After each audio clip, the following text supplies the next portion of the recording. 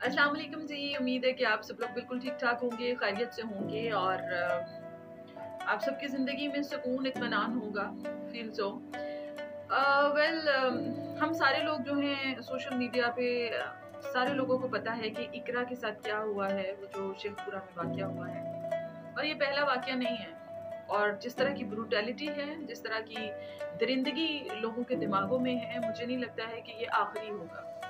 It's very very sad to see that कि उसके साथ जो हुआ है वो तो बयान भी नहीं किया जा सकता। जिस तरह की दरिंदगी उसके साथ हुई है वो बयान भी नहीं की जा सकती कि इतनी बुरी तरह उसको मारा है। और उसका वो 7th मंथ की प्रेग्नेंट थी। अगेन जैसे ज़ारा के साथ हुआ और भी कुछ लोगों के साथ इस तरह के वाक़यात हुए, कुछ लड़कियों के साथ इस तरह के वाक़यात हुए हैं।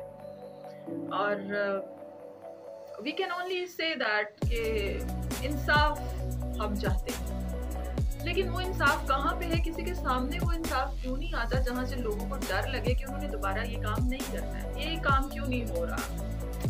अभी मैं एक वीडियो देख रही थी अफगानिस्तान में, अभी शायद आज ही वो वीडियो वायरल हुई है। अफगानिस्तान में जो थे जो रेपिस्ट पकड़े गए उनके साथ क्या सलूक किया, आप लोग जाके देखिएगा, सोशल मीडिया पे वायरल हो गई है वो वीडियो। उनके साथ क्या सलूक किया जा रहा है और कैसे इंसाफ किया जा रहा है लोगों के सामने कि उनको पता चले कि अगर कोई रेप करता है तो उसका अंजाम क्या होगा। तो वो साबित हो गया तो उन्होंने कहा कि ठीक है, हम इनको ऐसे सजा देंगे कि पूरी दुनिया देखे कि सजा देना किसको कहते हैं। सो जो इकरा के साथ हुआ है, 7 मंथ की वो प्रेग्नेंट है और फिर उसके बाद जो है इतनी ब्रूटैलिटी, इतनी दरिंदगी के साथ उसको मारा गया है। अच्छा जी, मैं वो सारी टिपिकल बातें नहीं करना चाहूँगी कि जब शादी होगी तो माँ बाप ने बोला कि तूने उधर ही रहना है, तेरी लाश यहाँ से आए, अब तूने घर बसाना है।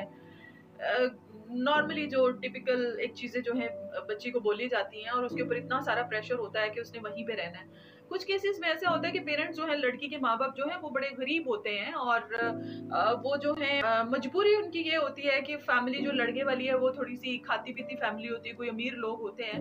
लड़के वाले जो हैं वो अपनी बहुत सारे पैसे दे के तो वो कहते हैं कि चलिए जी आप अपनी बेटी हमें दे दें, तो माँ बाप मजबूरी में बहुत सारे पैसे लेके तो अपनी लड़की की शादी उधर कर देते हैं। फिर उसके बाद बार बार उसको कहेंगे कि बेटा तुझे पता है घर के हालात, हमारी मजबूरियां, वो अगर बताएगी भी कि मेरे साथ बड़ी ज्यादती हो रही है, मेरे साथ बड़ा जुल्म हो रहा है, मुझे मारा पीटा जा रहा है, मेरे साथ इंसानों जैसा सलूक नहीं हो रहा, तो फिर उसको सबक पढ़ाया जाता है, तुझे पता है इतने पैसे हमने लिए थे, ये हुआ था, वो हुआ था, बहुत सारी चीजें उसको बोली जाती है। वो मजबूरन फिर क्या करे, मरती क्या ना करती, वो वाला सीन हो जाता है।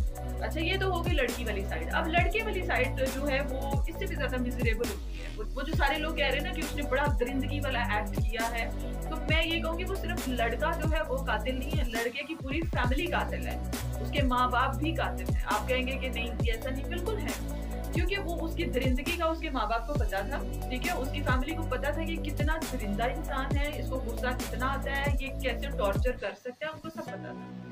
उसके बावजूद भी उन्होंने कहा कि इसके लिए कोई ऐसा खिलौना लेके आते हैं, ऐसी गुड़िया लेके आते हैं जिसके ऊपर ये टॉर्चर करे जी भर के और किसी को कोई प्रॉब्लम भी ना हो। मे भी वो अपने उस लड़के की वजह से खुद इतने तंग आए हुए थे कि उन्होंने कहा कि हम इसकी बदतमीजियों से, इसके गुस्से से, इसकी दरिंदगी से तंग आ चुके हैं, तो अब जो है इसके लिए हम कोई ऐसी डॉल लेके आते हैं जिसको मारे पीटे जो मर्जी करे निकाह के नाम पे। ये हुआ है।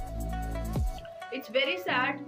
और इन्वेस्टिगेशन तो क्या ही होनी, सबके सामने इट्स वेरी विजिबल कि उस बेचारी के साथ क्या हुआ है, कैसे उसको मारा गया। मैं तो उसको एक्सप्लेन भी नहीं कर सकती। अल्लाह लड़कियों की, औरतों की हिफाजत करे। और एक चीज़ याद रखें हमेशा, जब भी कभी आप अपनी बच्चियों की शादी करते हैं तो प्लीज़ खुदा के लिए, अगर आपको लगता है ना कि आपके अंदर हिम्मत नहीं है कि कल को आप बच्ची की शादी करें तो वो बेचारी के ऊपर जब जुल्म होगा तो आप उसको सहारा दे सकें, उसके पैदा होते ही उसको मार दें। ये सबसे बेस्ट हल आप करेंगे अपनी बच्ची के लिए, क्योंकि अगर लड़की बेचारी को हमने संभालना नहीं है, उसको सहारा नहीं देना और उसको ऐसे दरिंदों के हाथों में मरने के लिए छोड़ना है, तो आप अपने हाथों से बच्ची को मार दें, ठीक। क्योंकि उसके बाद फिर आप भी बराबर के शरीक होते हैं ना उस गुनाह में जो दूसरा कोई दरिंदा सिर्फ मिलके आपकी बेटी के साथ कर रहा होता है। क्योंकि आप अपनी बेटी को शेल्टर नहीं देते, आप अपनी बेटी को सहारा नहीं देते, आप अपनी बेटी को ये नहीं कहते कि बेटा अगर तुझे खराश भी आए तो तूने हमें बताना है और हमने तुझे फूलों की तरह पाला है, जैसे भी है तू इधर वापस आ जाएगी, तो तेरा पूरा हक है वापस आने का, ये नहीं ना कह सकते। तो आप बराबर के शरीक हैं अपनी बेटी के कत्ल में। This is my opinion, this is how I see that। Anyways, once again अल्लाह सबकी बेटियों को सलामत रखे और ऐसे दरिंदों से जो है अल्लाह सबको बचा के रखे। मेरे ख्याल में जस्टिस ऐसा होना चाहिए, इंसाफ ऐसा होना चाहिए कि पूरे पाकिस्तान को पता चले कि कैसे किसी के साथ इतनी हवानियत, इतनी दरिंदगी की जा सकती है।